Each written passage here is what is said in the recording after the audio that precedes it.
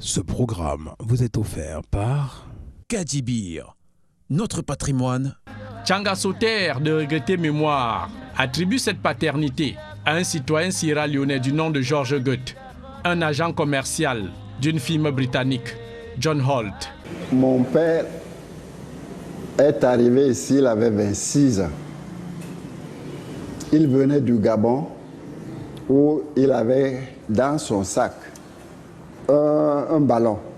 Ainsi, chaque dimanche, à ses heures perdues, il livrait une partie de foot en duo avec son cousin Romain sur un terrain vague de l'époque, plus précisément à ce carrefour baptisé rue Saint-Ger, à la grande admiration des centaines d'habitants du quartier. Il soufflait avec son cousin, il pompait, il n'avait pas de... Et il se mettait à attaquer. Bon, ça a suscité la curiosité des jeunes Camerounais. Et finalement, il a été obligé d'organiser quelque chose. Et les gens sont descendus au quartier. Les deux footeux du dimanche tapaient dans une boule mystérieuse aux yeux de leur public. C'était désormais le grand rendez-vous dominical de foot sur la place de Douala, où chacun voulait s'y essayer, confiait George Goethe en ces termes. Par curiosité, la population venait nous voir jouer. Quelques-uns voulurent immédiatement en faire autant. Ils se mirent vaillamment à taper sur le ballon. La majorité se faisait toujours mal parce qu'ils shootaient avec les orteils, criant leur douleur en langue douala. « Na cessé, ça fait mal », relatait George Goethe. Le virus du foot n'épargna pas les autres quartiers. Faute de ballons qui étaient rares à l'époque, tout objet à la forme sphérique faisait l'affaire. Orange, morceaux de chiffon emballés, vessie de bœuf gonflé, balles dérobées derrière les cours de tennis blanc. Les nouveaux aficionados recouraient à tout pour satisfaire leur nouvelle passion. Face donc à cet engouement populaire, George Goethe créa la première équipe de foot dès 1923, le club athlétique du Cameroun. Les ballons ne couraient pas les rues à cette époque.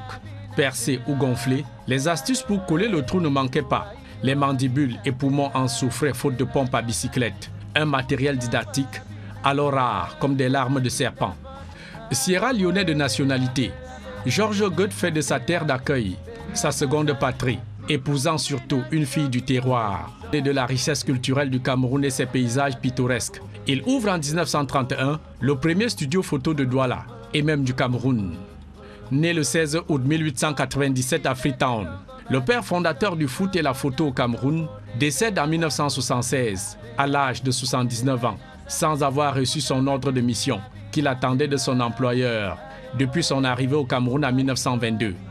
La tradition de père en fils fut respectée. Douala Cyril Goethe reprit aussitôt le flambeau à la disparition de son géniteur.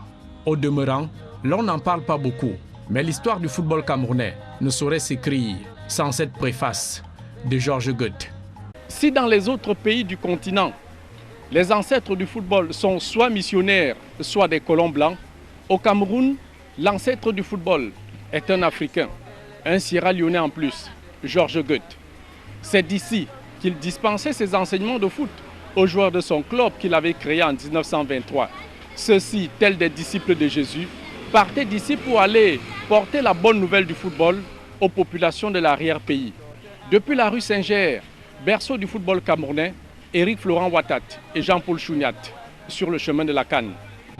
Ce programme vous a été offert par Kadibir, notre patrimoine, c'est vous.